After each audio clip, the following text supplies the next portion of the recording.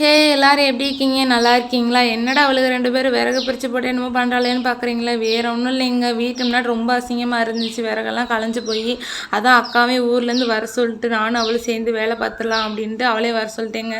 அவர் தான் எனக்கு கொஞ்சம் பொழுது போல தெரியாது, அதனாலேயே கொஞ்சம் நல்லா சிரித்து பேசிட்டு வேலை பார்க்குறனால அவளே வர சொல்லிட்டேங்க.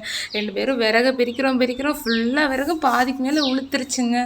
ஃபுல்லாக மாவு மாவாக கொட்டுது. சரி இன்னைக்கு எப்படியாவது பிரித்து வேலை பார்த்துரும் அப்படின்ட்டு ஓரத்தில் அடுக்கி வச்சிரும் அப்படின்னு எல்லாத்தையும் அப்படின்ட்டு இருந்தோம்.